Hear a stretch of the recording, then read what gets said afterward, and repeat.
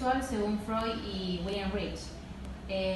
William Reich. William Reich. Fue un discípulo de él, ¿no? Claro, denominado como el maldito William Reich. Se volvió loco. Sí. ¿De qué etapa y cómo comienza la construcción de la sexualidad? Bueno, la pregunta tiene sus aristas, ¿no? El niño, a partir de los 3 años, sabe diferenciar si es varón o mujer. Eso está dentro de la psicología evolutiva. Y de acuerdo a la teoría de Freud, la evolución psicosexual, la sexualidad genital empieza a partir de la pubertad, así a partir de los 11 años, alrededor de los 11 años. ¿Qué es recomendable para instruir la sexualidad en los niños?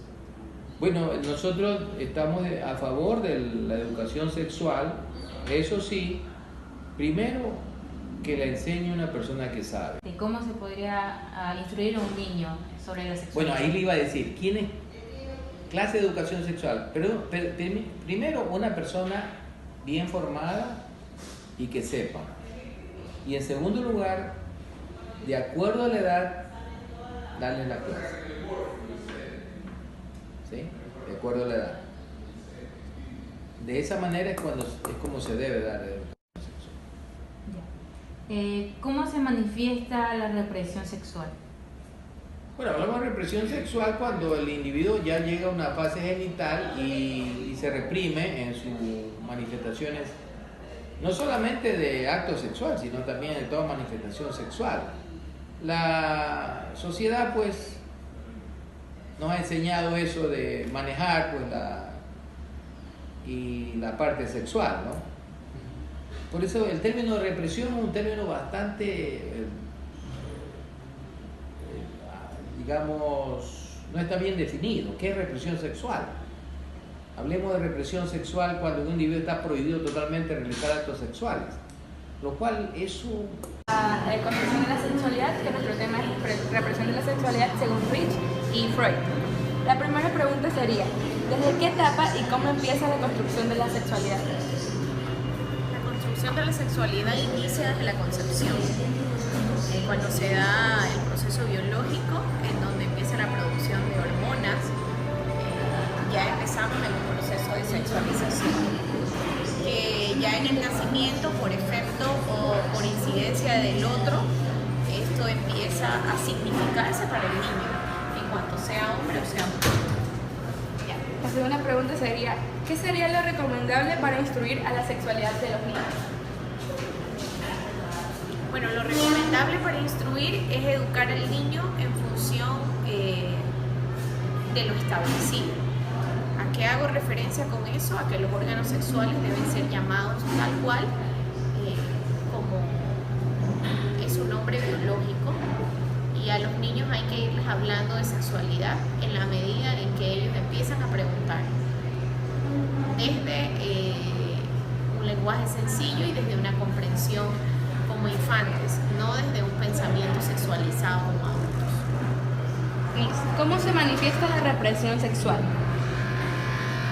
Bueno, la represión es un mecanismo que lo tenemos todos los seres humanos, y en la medida en que es un mecanismo defensivo, siempre va a aparecer otro mecanismo por el que sale o por el que surge. La represión sexual va a surgir de manera sublimada por el lenguaje, por el chiste, por el doble sentido, por los movimientos, por las miradas, etc. ¿Cómo afecta la represión sexual en la vida cotidiana?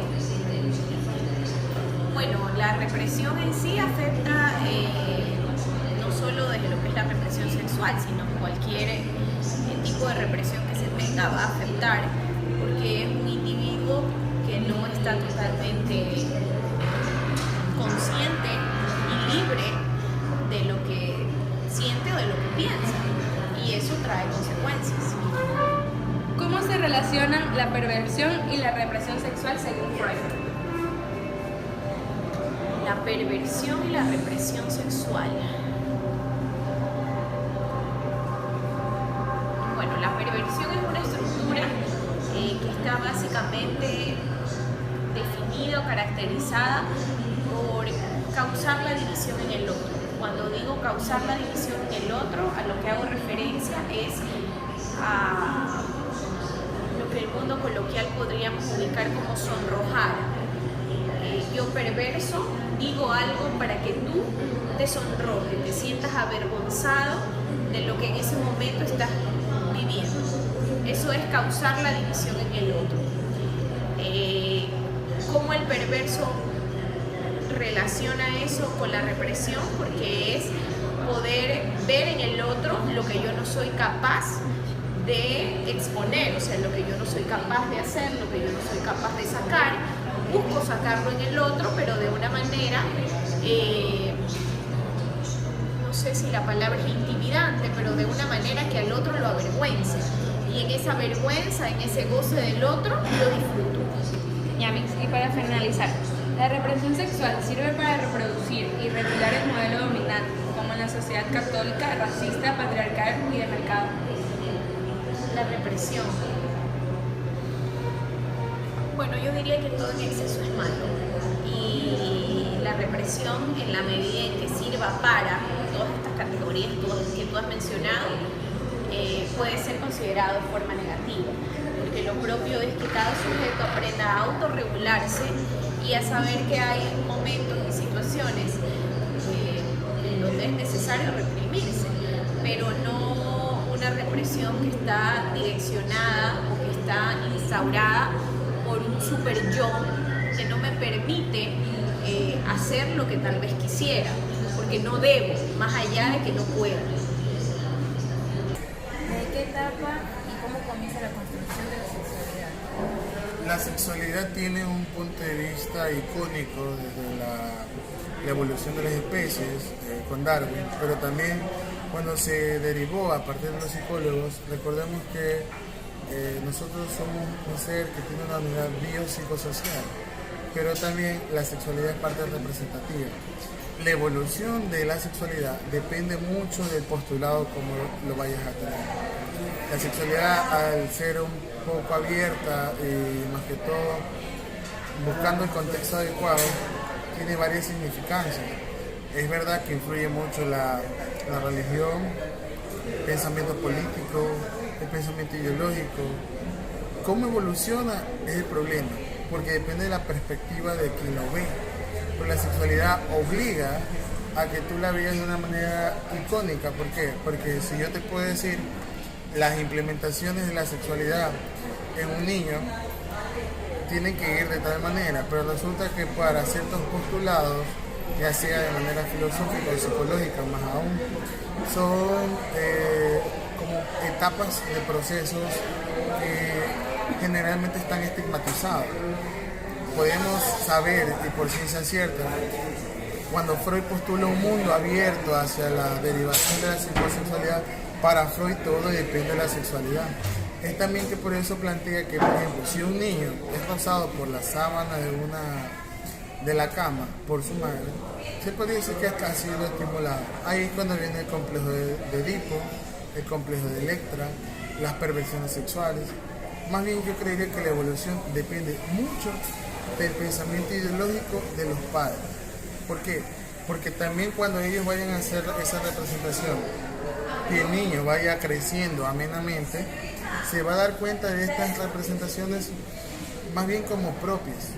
La adquisición de ciertas conductas va a ser parte de acuerdo al contexto que le da. Su idea siempre va a estar ahí, sobre la sexualidad, de manera inconsciente, obviamente por ser un niño. Pero mal como vaya el escalafón subiendo, se va a dar cuenta obviamente que el niño tiene ciertos emparentamientos psicosexuales y también ciertas adaptaciones del contexto. Recordemos que estamos en un contexto que por lo menos en nosotros está regido por una religión, por ende es muy influyente que la religión sea parte de esto. Por eso existen los tabús sobre la sexualidad, por eso existen las inmediaciones, la educación sexual que se debe a la precocidad de los adolescentes, se debe también mucho al estilo de vida que llevan.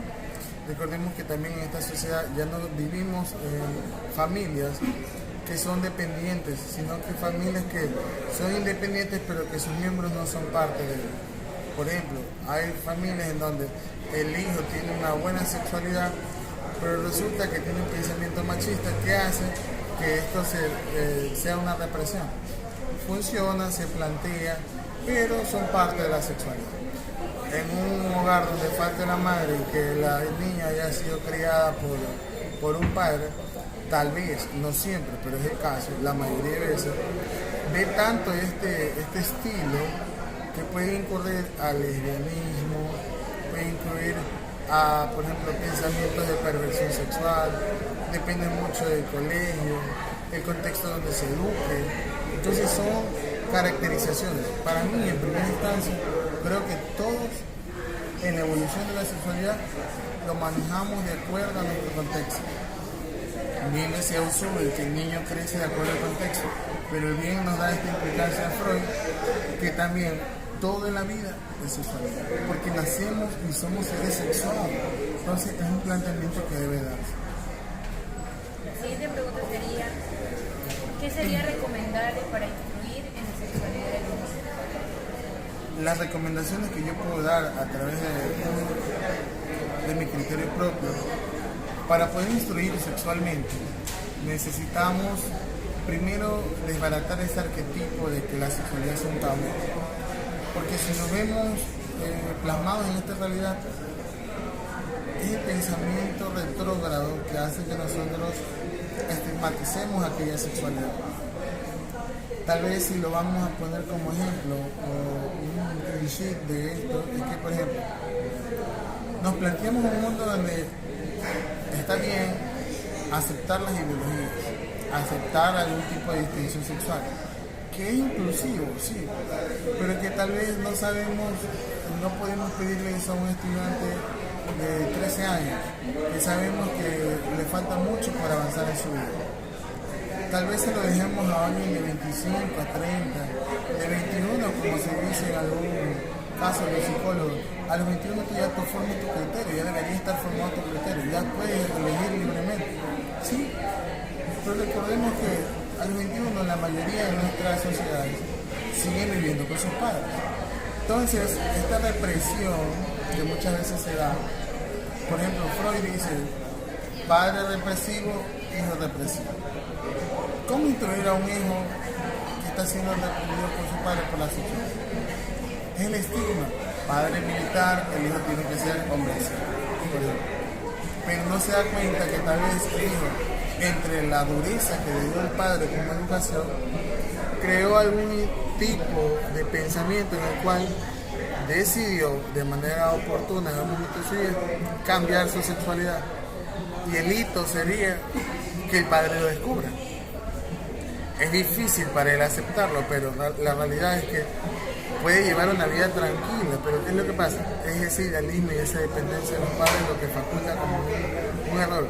La instrucción sexual debe estar desbaratándose del tabú y aplicando las inmediaciones, por ejemplo, las necesidades del hombre como tal, las necesidades de la mujer. No hay pecado en querer tener una relación sexual, no lo hay. Pero seguimos viendo símbolos de la iglesia en donde se estima de que la castidad sea tal vez sea un tipo de arjé, que sea arma. ¿Para qué?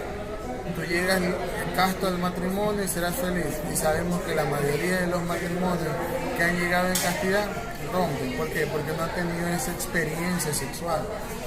Si nos postulamos un mundo en el cual podríamos decir mucho de que su sociedad hable sobre algún tipo de señorita o un varón, no es tan mal visto. El problema está en que la adolescencia, cuando busca esa sexualidad, tiene libre albedrío. Y sabemos que hay personas buenas y malas que pueden influir a nuestros hijos. Pero ¿quién mejor que un psicoterapeuta que ayude a tu hijo a guiar en ese estilo de vida?